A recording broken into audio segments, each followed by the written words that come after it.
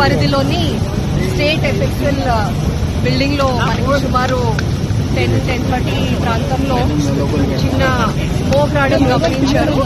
అర్లీగా వచ్చినటువంటి office boy ఆయన అందరికీ ఇన్ఫర్మేషన్ ఇవ్వగా local police and fire engines అన్ని కూడా ఇమీడియట్ గా రీచ్ అవ్వడం జరిగింది. ఫస్ట్ ఫ్లోర్ లో స్మోక్ రావడం స్టార్ట్ అయింది. Later on it has spread to information and supposedly short circuit. That is what we suspect. There is no scientific basis. Madam కేసులకు సంబంధించిన ఆధారాలన్నీ సాక్ష్యాలన్నీ ఇక్కడే ఉంటాయి కదా, అదేమన్నా సేఫ్ గా ఉన్నట్టు ఏమైనా గుర్తించారా?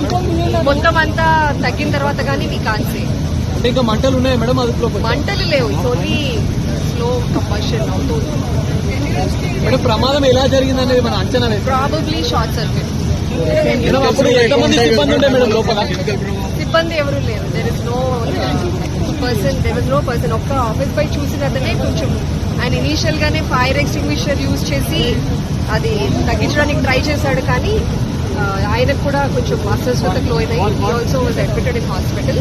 ఇంకా అప్పటికి ఆఫీస్ ఓపెన్ అవ్వలేదు కాబట్టి దెర్ ఆర్ హార్డ్లీ 3-4 పీపుల్. వాళ్ళందరూ ఇమీడియట్ గా బయటికి ఇవాక్యువేట్ అయిపోయారు. మేడం ఈ కార్యాలయం అంతా ఎవరి ఆధీనంలో పనిచేస్తుంది? Police department.